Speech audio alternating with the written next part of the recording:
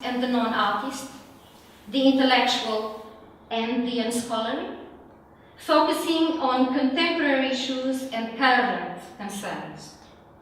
By a process of crossing the boundaries and intersecting the grain between inside and outside, the one and the other, the artist and the non-artist, creating connections, joining experiences and knowledge, by using the web, ultimately, to enlarge and process information through the means of networks, interaction, opportunities to dialogue and engage, and further debate other aspects of inquiry and growth. That is BREADMATTERS. So I would like Froso to now continue and give a presentation, please. Thank you. Okay, thank you very much. Thank you very much for inviting me. It was a great pleasure for me to meet Inês and Dimitra. Was it Dimitra? Stella. Stella, that you first came to my office and they presented enthusiastically the whole project. So I said, yes, I will participate. I like the idea, and I think it's a wonderful idea. I don't know if I'm the only non-artist here. But I have a lot to tell about bread. I'm not going to tell many things today. I thought of presenting the pre-industrial grinding mills of Kheirkhah for several reasons. First of all, in order to have bread, it's not like manna falling from the sky. You have to have flour, and in order to have flour, after the toil of cultivation of grain, wheat and barley, and sieving and winnowing and threshing, winnowing, etc., and kneading and all this, you come to bread. But first you have to find grinding corn mills, and in pre-industrial societies, people, of course, exploited natural resources, which is hand, muscular power, water power, and aeolic power, the wind. Water, wind, or muscular power, power, which means either people, men, usually slaves, or animals. Of course, it's too much. We don't want to know a lot, and we cannot present 10 minutes so many things about meals. Meals is a big chapter, and although Cyprus is supposed not to have enough water, we found at least 400 water mills operating on the island. On the other hand, conditions were not so favorable for windmills, and it was internationally known that Cyprus did not have windmills like all islands in the Aegean and all over the Mediterranean. And then I had it about 15 years ago to rediscover these windmills. And Cyprus did have windmills, but they were not so many, because they could work only in specific special areas due to lack of favorable and appropriate wind. Now, first of all, then I thought of it would be better, before I present shortly the windmills, to say a few things about bread in antiquity. And I brought with me the book written by Voskaridou, the archaeologist. It's Aspects of Everyday Life in Ancient Cyprus. And what you see here is making bread. You see, actually, they're terracottas, but they look from our approach of contemporary approach like works of art. So we can, I can give you the book. I've put marks on the pages that you have to see the grinding of grain or cereals, the sieving, the preparation of bread, etc. So, while listening, you can the terracottas. Mostly of them, they are prehistoric terracottas, but most of them are date to the archaic period, 7th, 6th down to 5th century. And a few things, a few references about bread in antiquity. So what you see is a series of terracottas from the archaic period. It's maybe 7th, 6th to 475 BC, and it gives important information on the various stages of the preparation of bread from some kind of grain. They depict figures grinding with primitive saddle querns, sieving, separating the chaff from the grain, kneading humps of dough in a trough, and baking bread by throwing the dough on the hot inner surface of an oven.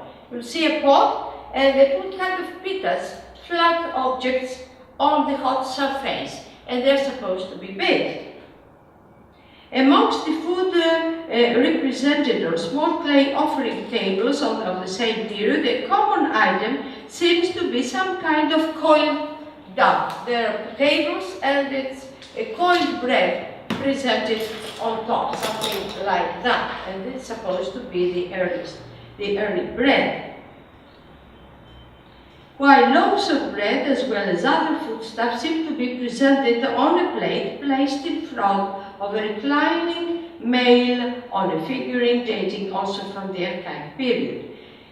Now, wheat and other similar grains were cultivated in Cyprus in prehistoric. They're talking about trichocum, dichocum, nocticum, and whether it's a big subject, whether it was cultivated or not, dated by carbon 14. It's a big story when it originally started. Of course, in order to have cultivation and domesticated plant, you have to have settlements, and it's then that you start having pottery as well. So you have settlements, cultivation, and pottery making, and these are the three components of the so-called Neolithic revolution. The Greek writer Strabo mentions that Cyprus was self-sufficient in grain, and it would seem that when the need arose, the island was able to supply grain to other countries. There is, for example, the legendary dispatch of corn to Athens by the Amathusian king Rhikos in the 4th century BC, mentioned by both Isuchios and the Suda. Rhiko Chrysotobia, this is what he said up.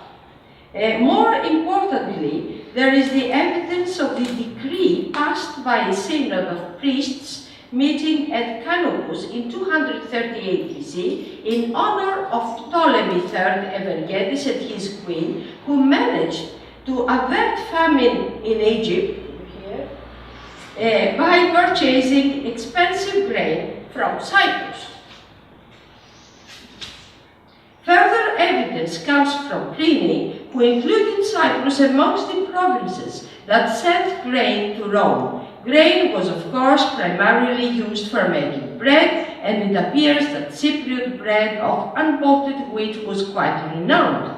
Athenaeus in the 2nd, 3rd century AD says, "But the bread of Cyprus also is mentioned for its excellence by Epulus in these verses of Orhanes. Hard it is to see Cyprian loaves and ride by. Like magnet they draw the hungry to them." Bread was also made from barley, and concerning this, the 2nd century physician Galinos says, "The best flour is produced from fresh barley when it is moderately toasted. Some people use this flour when they are in need of bread, as I saw in the fields of Cyprus, although there they produce a lot of wheat." Now, this is antiquity. Later we jump into 18th century AD to see that, of course, the travelers give a clear picture of the traditional society in the pre-industrial stage of development.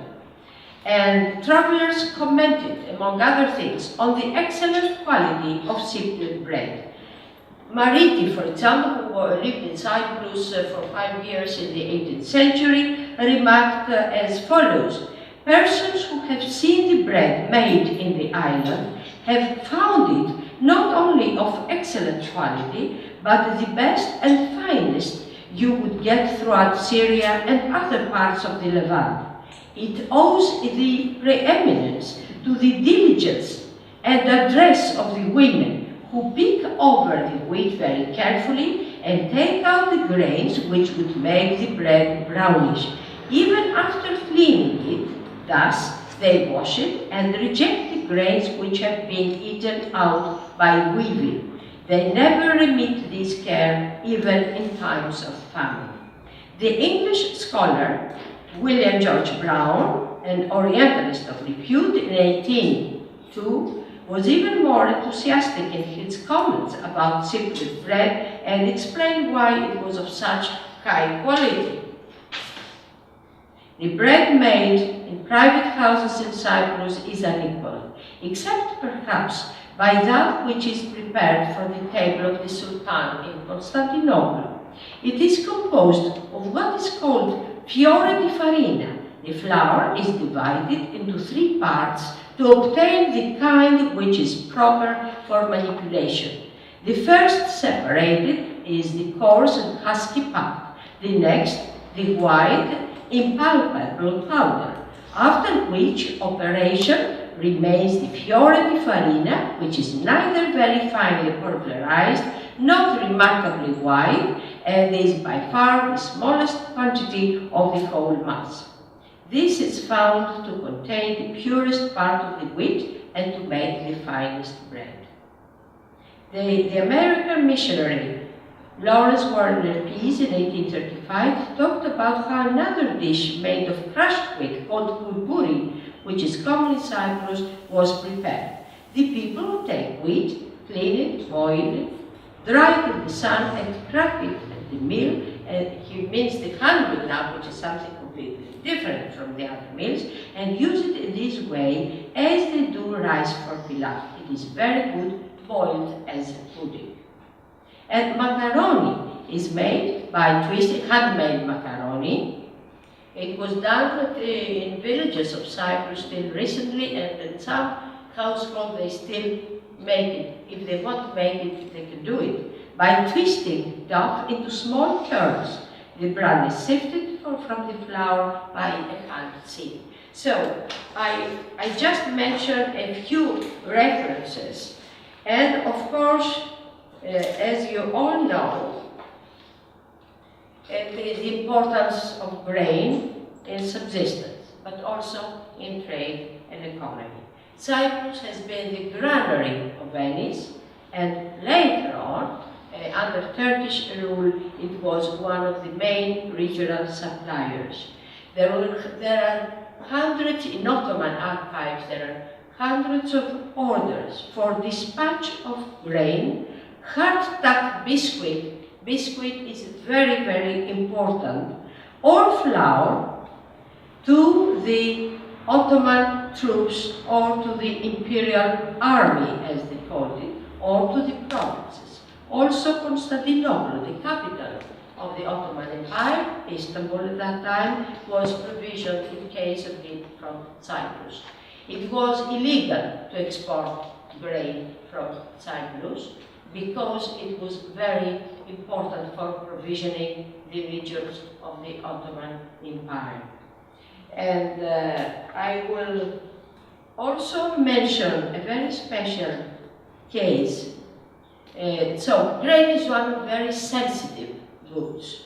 While the trade of cereals, which are very sensitive for subsistence, was banned in the Ottoman Empire, the famous dragoman of Cyprus, Hagiorgakis Cornesius, in the year 1802, collaborated with Maltese merchants to export these commodities, wheat and barley, to Spain in the midst of the Napoleonic Wars.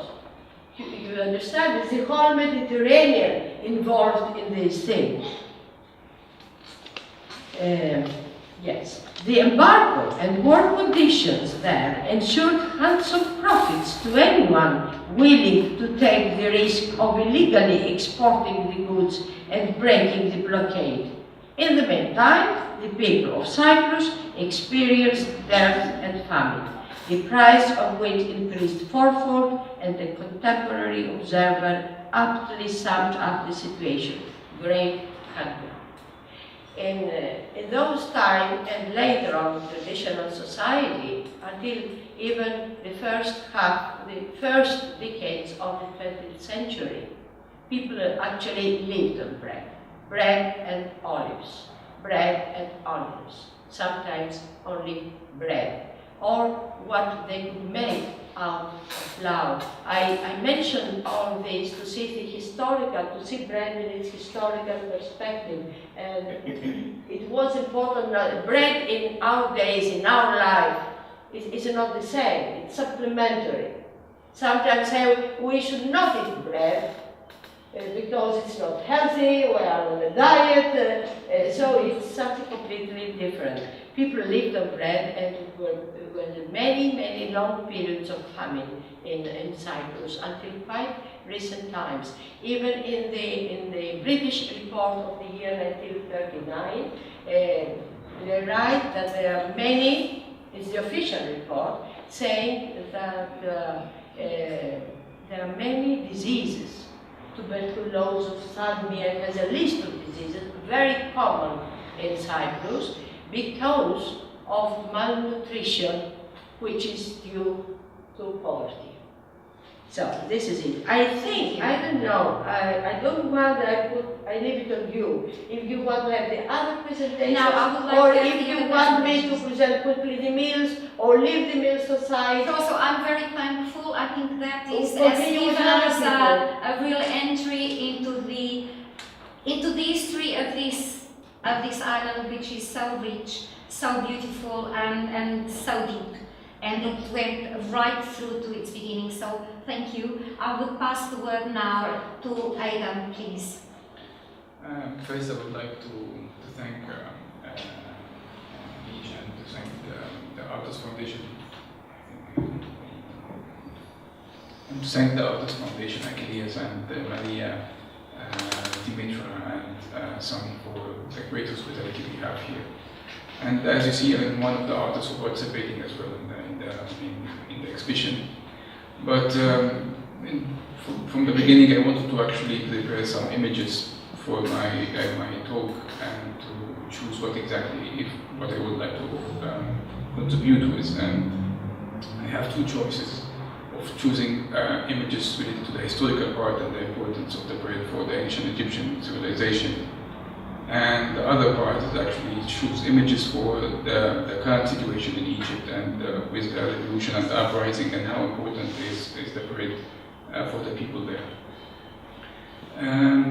But in the end, I decided actually to share the stories more than actually even showing the stories, because I think in the whole media that it was the revolution in the Middle East is actually over exposed, and the imagery is everywhere.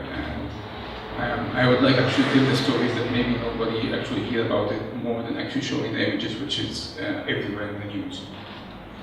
So the name of actually my talk is the First Things First, which is actually a code, or actually the third habit of David Covey's book, the 7 Habits of Greatest, most effective people, and this was 1989. And I will start just only by mentioning how bread was very important from the ancient Egyptian civilization, which is chosen to be one of the first pictographs used in our hieroglyphs. So the bread still remained, even after simplifying the hieroglyphs for its demotic and hieratic, and then even the Coptic writing system, but still the bread symbol exists since 5,000 years as one of the most important pictographs. And why? Because it was a symbol of generosity. So if somebody comes to an Egyptian's home, if he offered him a bread, it means he's really very welcome, and not anybody can offer him the bread. And until actually in the countryside of Egypt and the suburban, this habit still remains until now. If somebody invites you in his home and he comes with the bread, it means it's a really symbol of generosity. And I will move very fast to the revolution in Egypt in 2011. And some people they wanted to call it uprising, but still for me it's a revolution. And people in the revolution, we have the call for the revolution against the regime of Mubarak, and people they will call asking for, like in the revolution, the Paschalidou revolution or the French revolution, that they have always a call against the regime or the religious system. And people they decided in Egypt what they wanted to say, حرية عدالة اجتماعية, which means bread, freedom and social justice. And they use one type of bread, which actually the one I exhibit here in this screen print, which we call it a baladi bread. Baladi bread, it means, the word baladi, it means have a double meaning. It depends upon the context. And that baladi, it means my country or my home. But that's why, because this kind of bread is just only in Egypt, and it's the cheapest kind. And baladi, it means as well like the nation, like my nation. So they came out that this cheap bread, which actually this type of bread costs less than 5 cents, and it's subsidized from the government. And this bread is the minimum for the people. If they have this type of bread, it means that they can live. And as mentioned, always here is related to in Cyprus or in the Greek culture, maybe also Italian. I don't really know, but it's more with the bread and oil, bread and olives. But in Egypt, it's always known with the bread and salt. So if you have this relationship that you can have the bread and salt, it's the blood relationship. If I eat with you bread and salt, it's a same here. In Greece, all over Greece, it's a holy relationship. It was not found for the people in Egypt. That we reached the point that even this 5 cent subsidized bread is not available and affordable for people. Then it comes that when the people they decided to go to the streets, they hold the bread in their hands and they go and protest against the regime. And they keep saying the word the bread because we don't find the bread. And it then that the bread it becomes a really very symbolic, that this type of bread, it becomes very symbolic for the Egyptian as a symbol of protest against the regime. It happened a similar case actually in the 1977, and that time was in the time of Sadat when he was in Egypt, and he raised the basic like meat and bread and prices just only because of the economic crisis. And again, the people they went to the street because they are calling for the bread.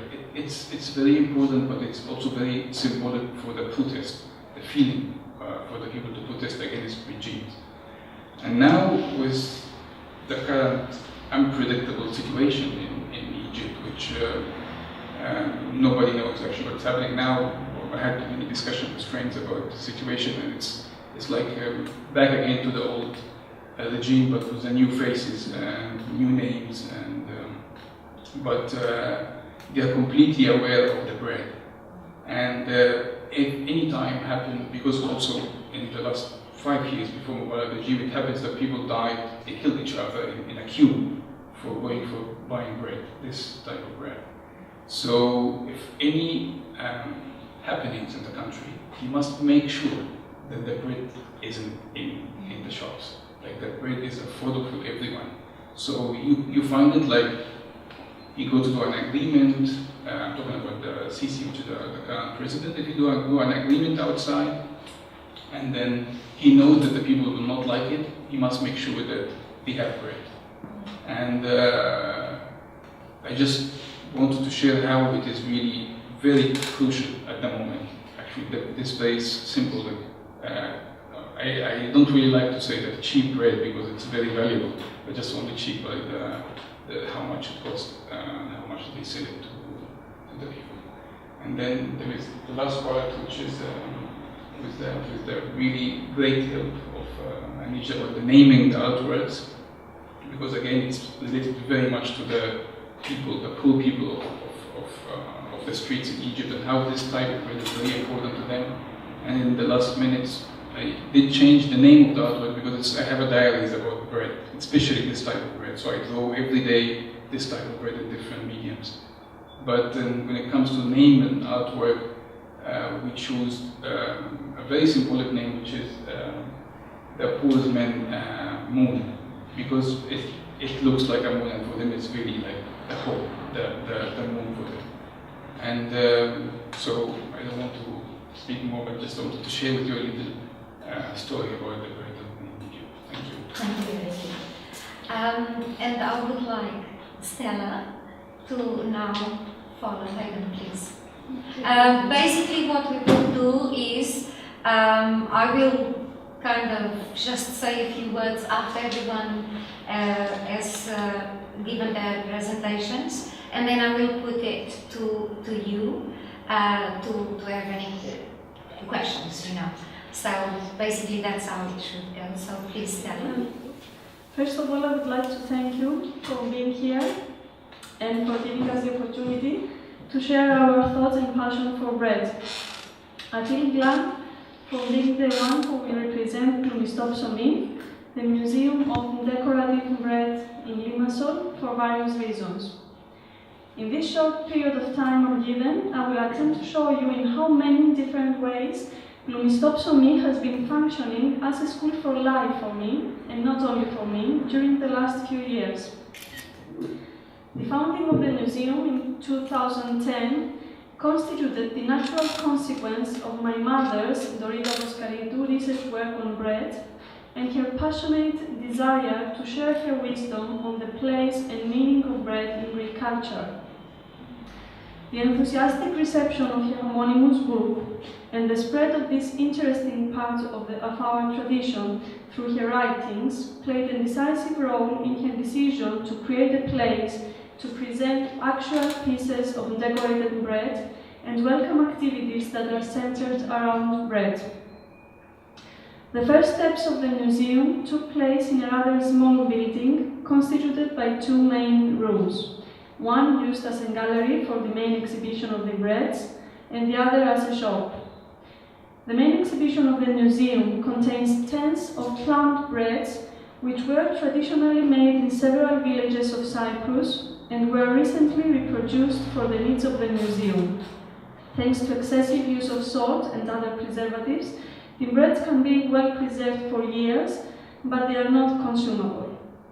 Through my mother's research, the motifs which appear on the breads were recorded, and she is proud for having actually created all of the decorated breads of the museum with her own hands.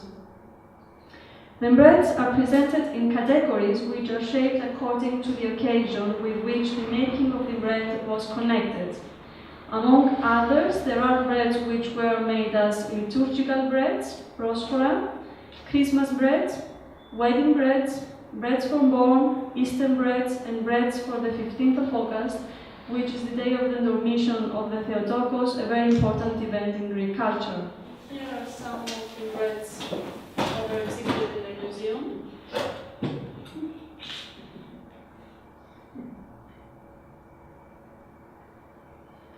And this is the new building of the museum.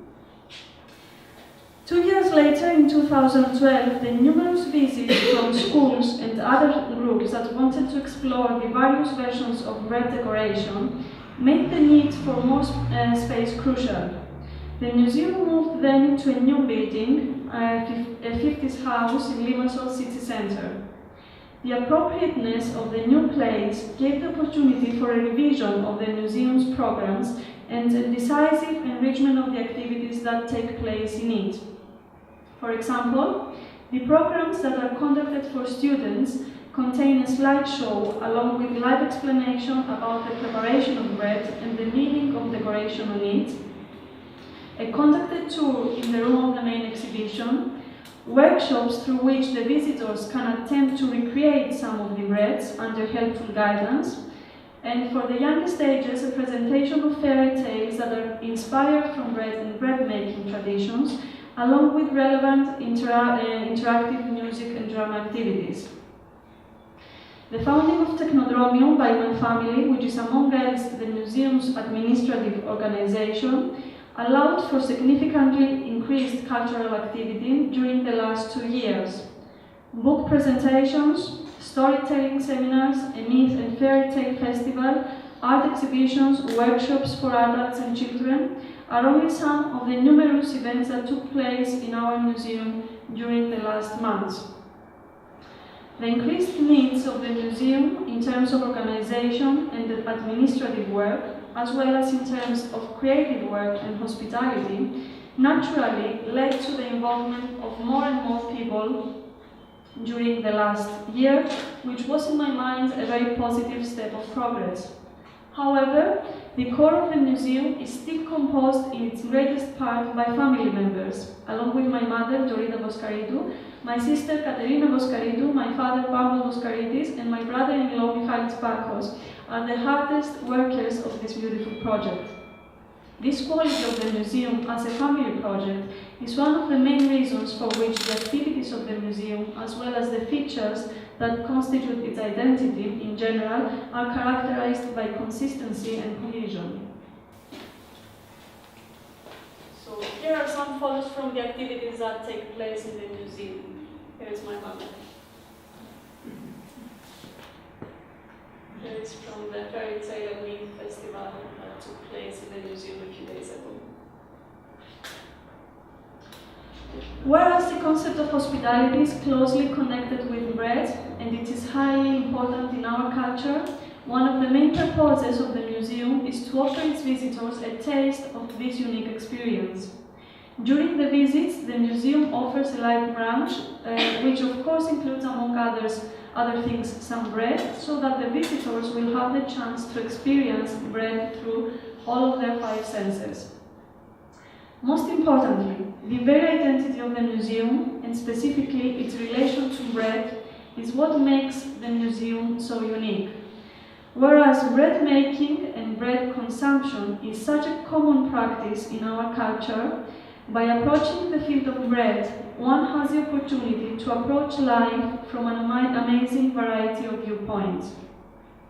The close connection of bread with everyday life, its often appearance in several rituals, and its subsequent interweaving with our history makes the study of bread an ideal tool for knowledge and an excellent subject for ethnographic and anthropological research, even on a very basic level.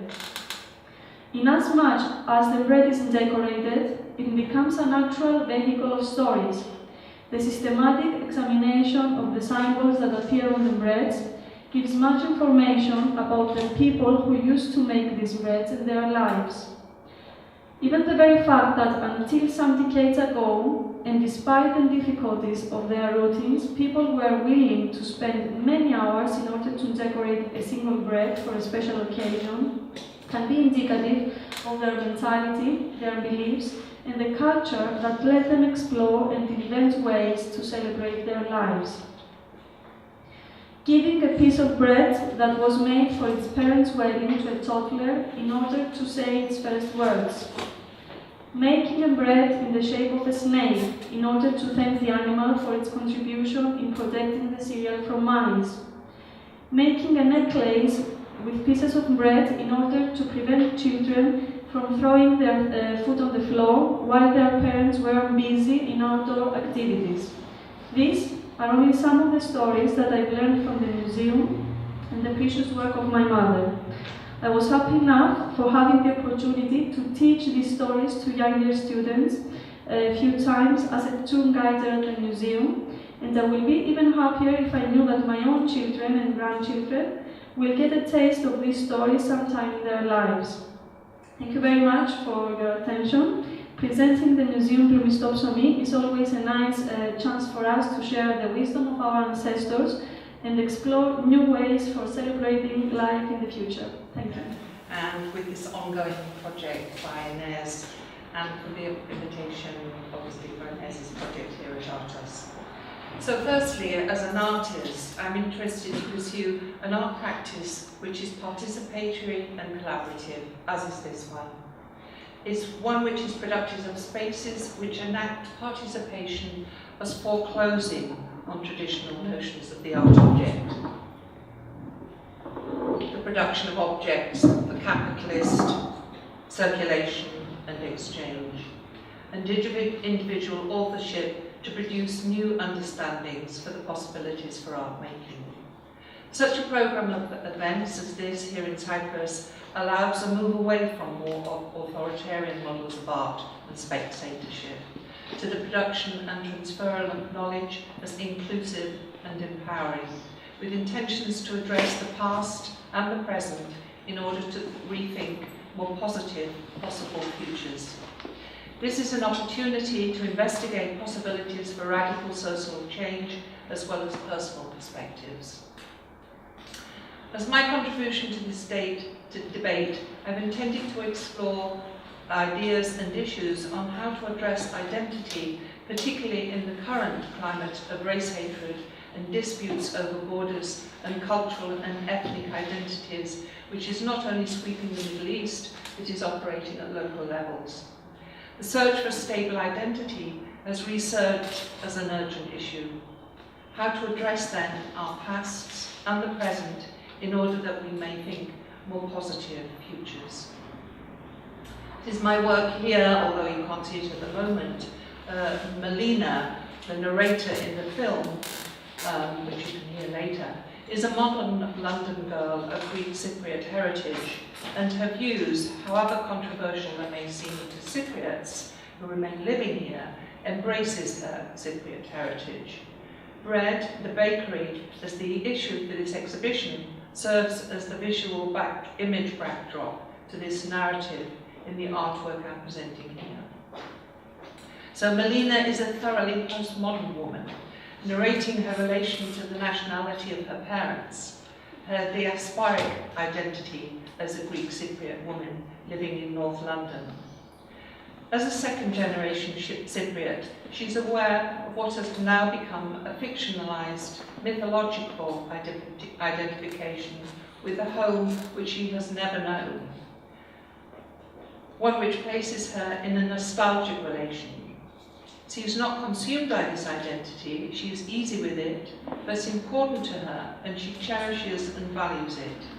She is critical of the modern Cyprus moving too fast, for wanting maybe what she is privileged to enjoy as a Londoner.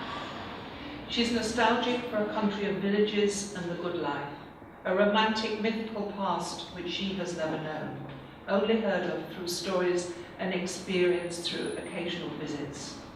Stories which she gladly passes on to her own children. She is in between a past, mythological, a romanticized notion of an original home and the one she lives as a Londoner. Melina's story elaborates a diasporic identity as part of an expat community of both Greek and Turkish Cypriots living in North London, who seem to have successfully preserved their coexistence as Cypriots in this other location, the home of their previous colonizers, the British, obviously.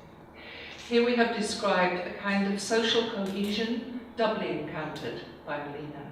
Firstly, between the first difference, the Greek and the Turkish Cypriots, and secondly, with the British. Melina tells a story of dislocation and cultural heritage. Her narrative not only describes the reciprocity and solidarity within diaspora kinship networks, but also the reciprocal ties with the homeland and with their country of immigration. Out of this collective identity, with its ties with the homeland, emerged a shared imagination with the Cypriot community in London, one which is also crucial for maintaining and sustaining such ethnic communities. This invoking of a common identity as an aggregation of both places of memory and places of presence. The territory of origin is transferred via memory through a system of relations within the network spaces, connecting their different poles. Diaspora members apparently, as does Melina, become more nationalistic than the peoples they left behind, through a mythologizing of a lost origin. This Cypriot community is described by Melina as integrated into the host community, that is North London, without being assimilated into it. She retains a strong identity awareness linked to the memory of the territory and the society of her origin, or rather that of her parents, and its history. Diasporic peoples from communities then, which require such intergenerational transmission of cultural distinctiveness in order to guard against assimilation in the national state. This strong anchoring in the host country is compensated by territorial markers, in this case Green Lanes London, which is also the second video piece I have here, and with links with the home country, enabling a kind of autonomy from the host country, independent yet at the same time at home. Diasporas maintain a collective memory about their homeland, which they are able to transmit from one generation to another. Their consciousness and solidarity are importantly defined by their ongoing relationship with their territories of origin and a possible longing for a return, a kind of living in between. Here and there, homeland and hostland, indigenousness and foreignness. A diasporic subjectivity is therefore characterized by an orientation to a real or imagined homeland, maintaining their ethnic, national or religious boundaries over generations. This double affirmation with host and home becomes a chosen way of life with no uprooting from the territory and the society of origin. Past and present seem to coexist, maybe even traumatically, guarding against the possible negation of its very possibility. An idealization of these origins is possibly inevitable. To be able to maintain this double relation, to keep this distinct community alive, it must be possible to have places to gather for religious, cultural or political occasions, its visible and palpable symbols.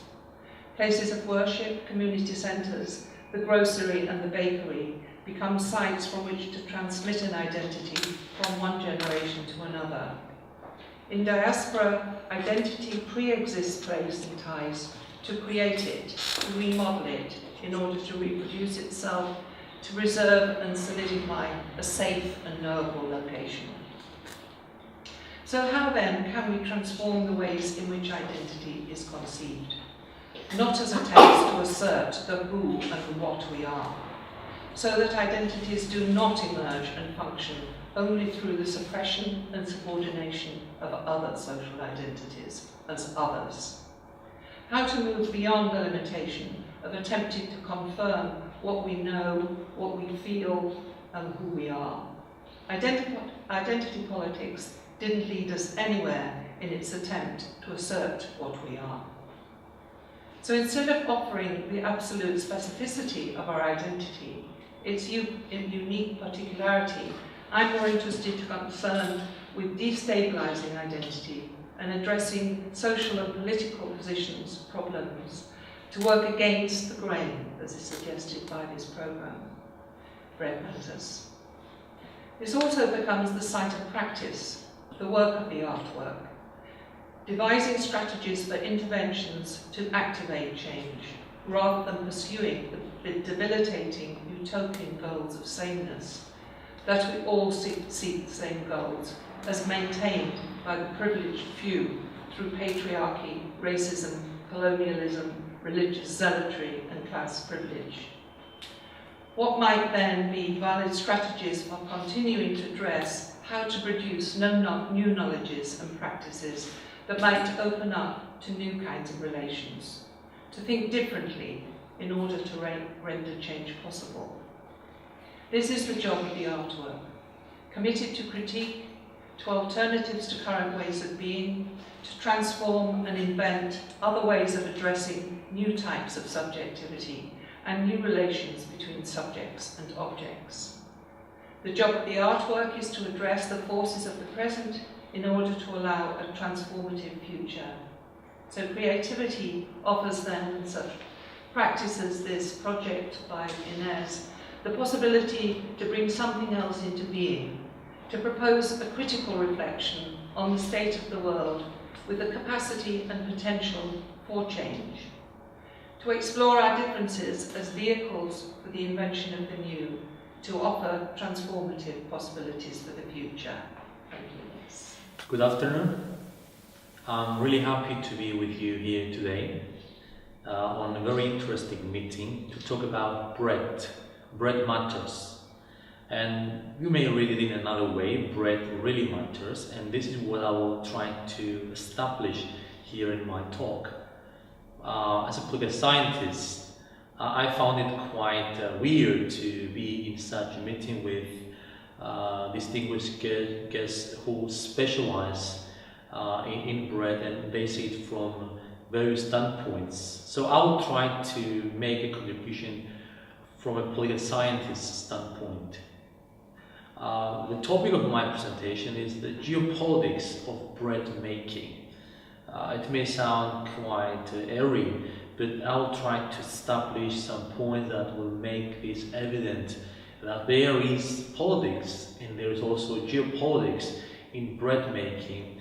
I'll try to focus mostly in our region and see how this may be placed, so how bread may be placed as an element of geopolitics in Eastern Mediterranean, in our travel region.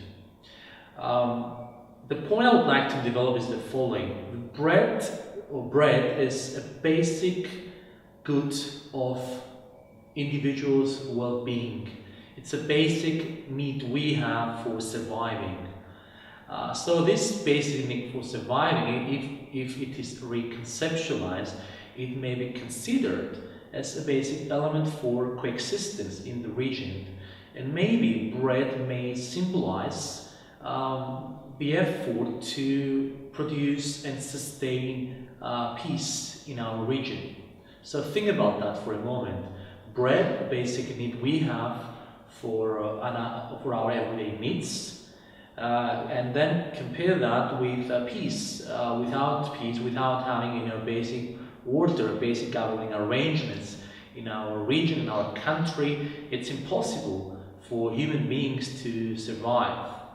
So making bread entails selecting some good ingredients. It takes the craft of bread making. So in the same way, to achieve this basic need for peace in our region, which is similar to bread, a basic need for survival, and peace, a basic need we have for existing as individuals.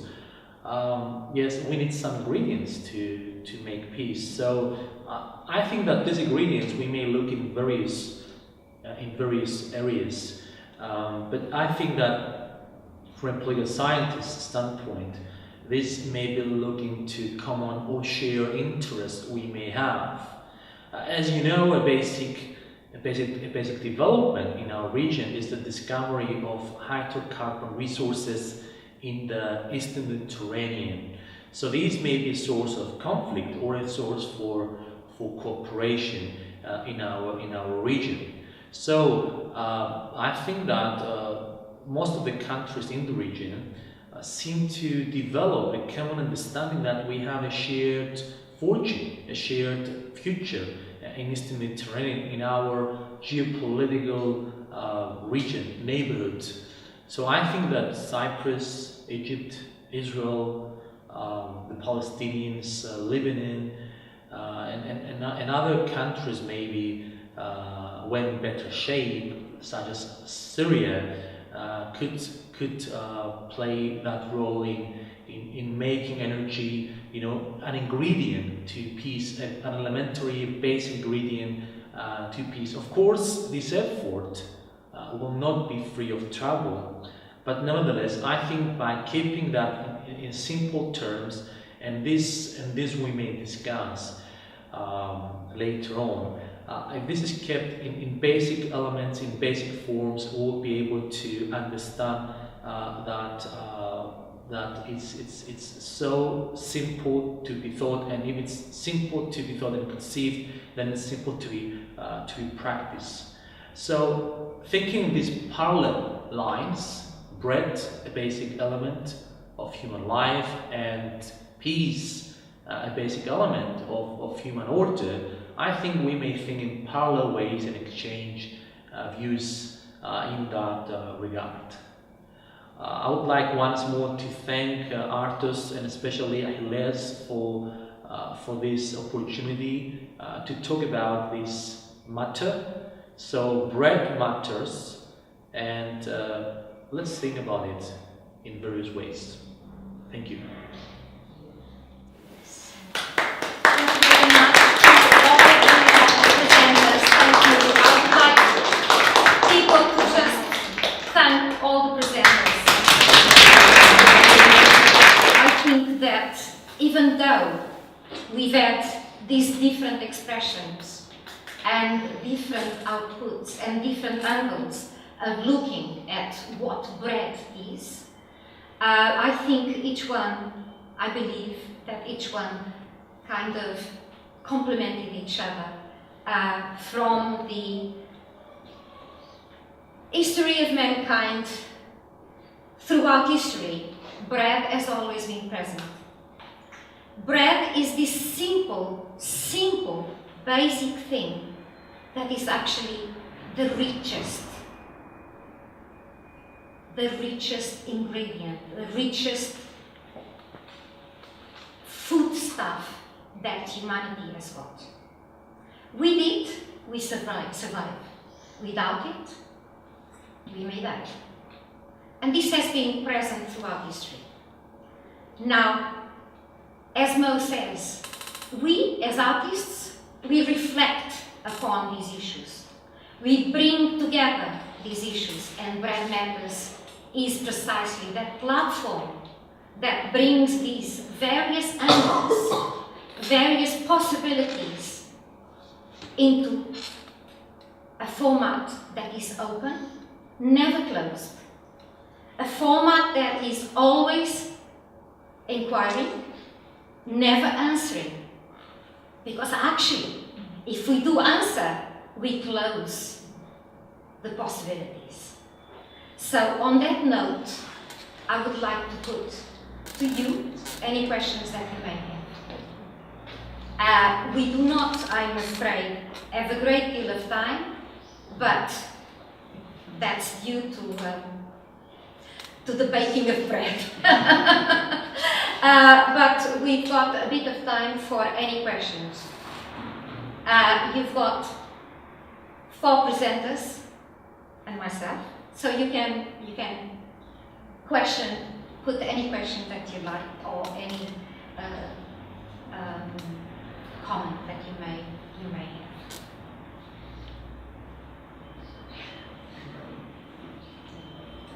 May I add something to what Haytham said? Bread is, he mentioned bread and salt. It's a kind of connection, friendship. Bread is sharing. Absolutely. And when we say this, it's a kind of proverb in all over Greece, it's in Cyprus as well. They say, well, he's my friend, we've eaten bread and salt together. So this is a proof of a close friendship. Absolutely. And also I remember in my childhood that beggars came at the door. Beggars always asked for bread. Indeed. Not anymore. Indeed. Not anymore, but they used to.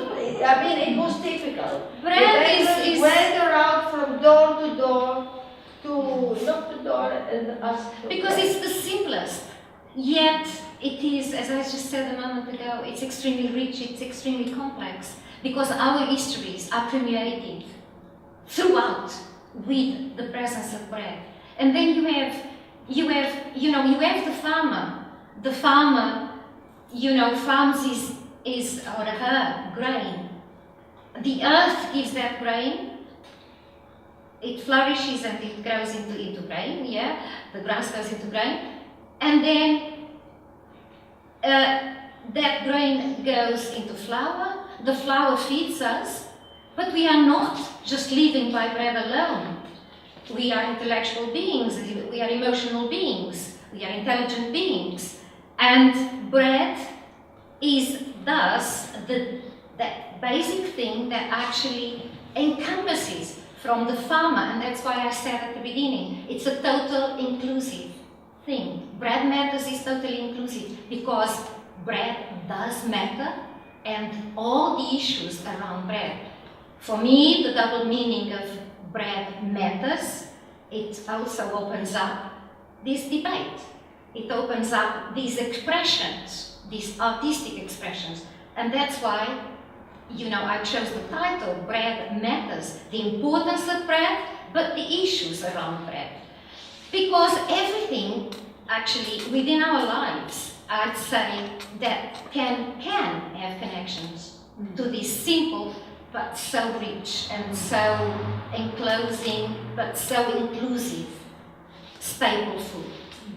And it's also not just about the body. It's not just the about body the body. alive. The church obviously takes it up, certainly, I don't know any more than the Christian religion, but it becomes the body of Christ. Absolutely. So taking the bread is taking it one spiritual, related to one spiritual life. But it goes, for me, that is important, but it goes beyond that.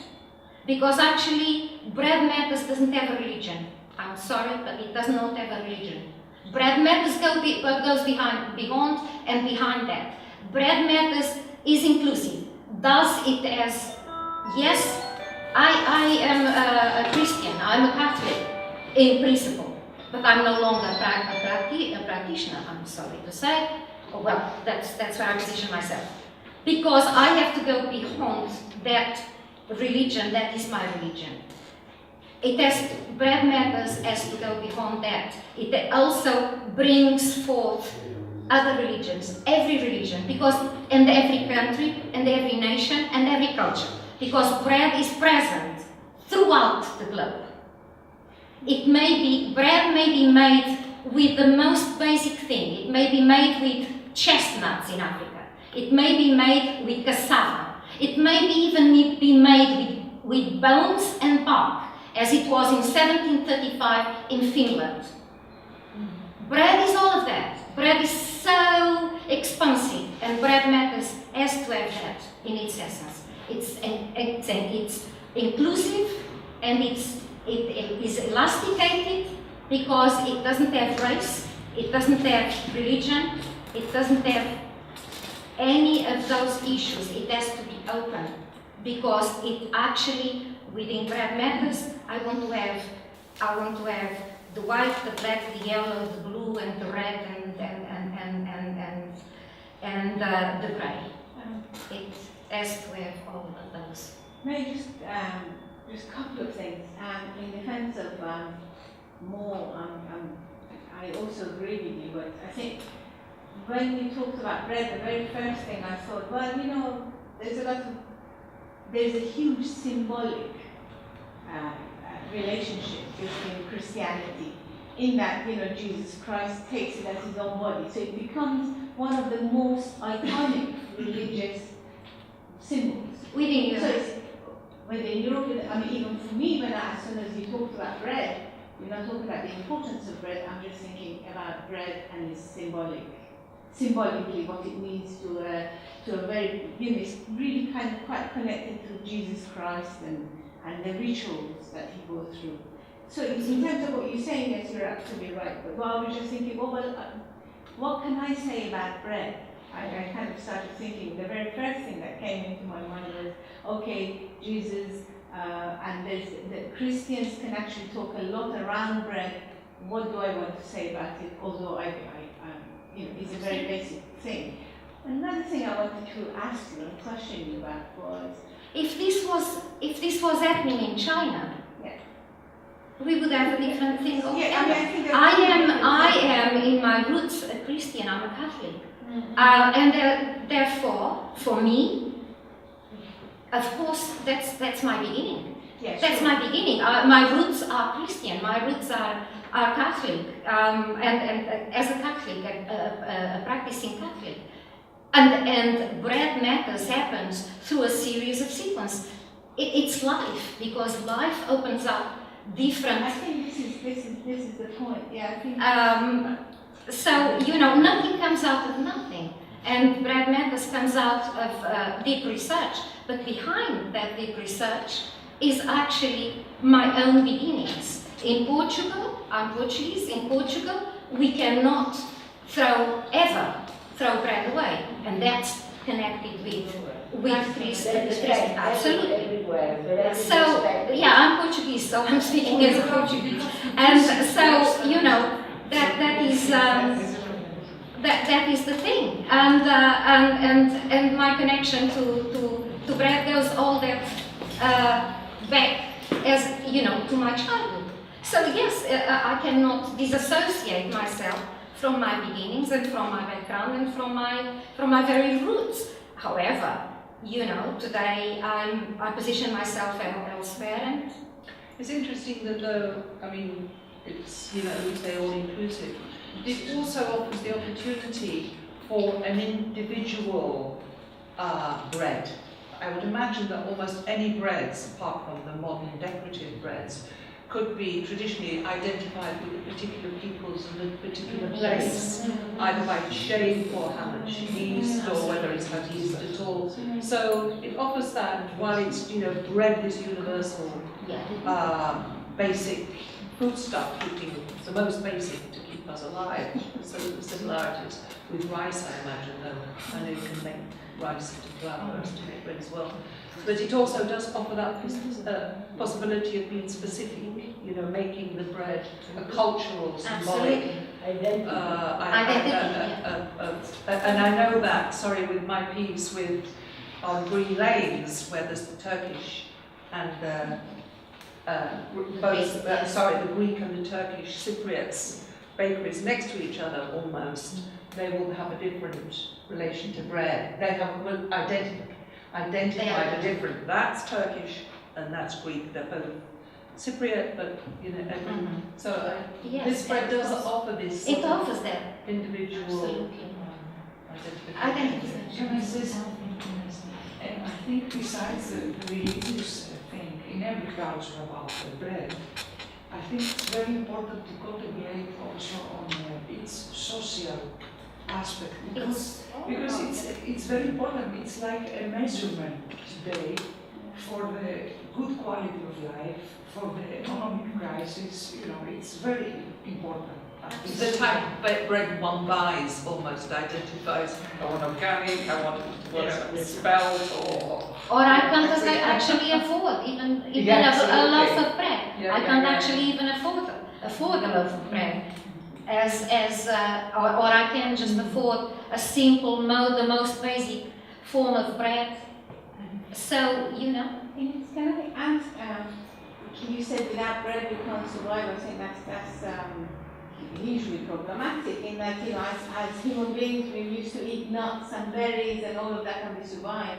I'm just wondering at what point we started making bread as a food and at what point, and whether that was a sign of civilization. And the very thing, and I think whether it would be really interesting to kind of explore that area, you know, because, you know, well, I mean, the growth of the grain is actually part of precisely human civilization. Cultivation of grain and making the grain into flour is part of our growth as animals, as human beings. Yeah, that's what we kind of. So that is because it's a transformative process, and the transformative process is also the thing that is within Bread Matters. It's transformative. Like in that piece, the transubstantiation of that the artist talks about, in that sense of in that sense of transformation, I'm very interested. So it's a foodstuff that is transformed. It's not. We don't eat the grain. We eat the product. Yeah, so I was also reflecting on that, wondering away into that question whether this is the first moment that people settled rather than nomadic nuts and berries Civilization to have to stay in a fixed place in order to grow, so it's not Absolutely. wild grain anywhere. Absolutely. So it's the start of an identity, probably a local Yeah. identity. They used to make kind of flat things, but it's you have to use cultivated plants. So cultivation means settlement. Yes. You have to settle. You're not nomadic. You're not a food collector. It grounds you to the place. Yes. What I think is also very interesting is the way that you make bread. You need time to let it ferment, to that fermentation to emerge. And we are living nowadays in that society that is running up so quickly, and we don't have time for anything. That is, in a way, it's a symbol, but it's reflecting on the way that we eat and with the way that the bread is being made. And I think that is really reflecting the society and all the time that we are living nowadays. And when we say, oh, I don't want to eat this bread because it's not healthy, and I go to spelt bread or whatever, this is also another reflection about the society that we are all living in. Absolutely, and I would add to that the fact that today there are allergies to wheat and gluten. Do you know why? Because actually the transformation of flour and water into bread, that growth does not happen anymore during 24 hours as it used to happen. That happens in our stomachs. The fermentation. The fermentation of the bread happens today in our stomachs. And we then gain allergies. Also, the fact that today, in order to make bread fast and all the rest of it, so that fermentation doesn't happen, but other products are added, like vinegar, like all sorts of other products are actually added to the flour and water and the yeast in order to make the process faster. So the process that would happen outside for 24 hours in a traditional bakery today happens in our stomachs. So yeah, but this thing of transformation and of actually making fast bread has always been present now since the Second World War, whereby they were using alum in England. They were using alum to make the bread grow faster, make it beautiful, very white. And then women during the 50s and early 60s became infertile. They couldn't have babies because actually they had alum in their bodies. So bread is all those things and many, many more. And it continues to and it identify continues us, doesn't to, it, absolutely, as as bread. humans. Yeah. May I ask you what you tell me your name? Luisa. Luisa, yes, my Luisa. I just want to add, to come back to your point where you said that it's a big difference between industrial society and pre-industrial. Now what we get is industrialized bread. We go with bags. It was in previous times, it was a huge toll, a labor throughout the year, the whole year round to get the bread. It is the curse of God that he said to Adam, you have to sweat, it's with your sweat that you earn your bread.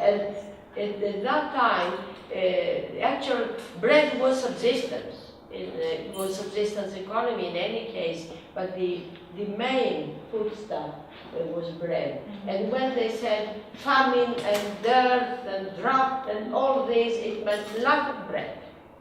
This was the interpretation. Yeah, because we still need to now transform the space. This is, as I said, a total transformative thing. So we need to transform this space into an exhibition space, which will open in about half an hour. So I thank everybody Thank you, Stella. Thank you, Council. We've exhibited ourselves enough, so. Thank you, Nawar. Thank you. Thank you very much.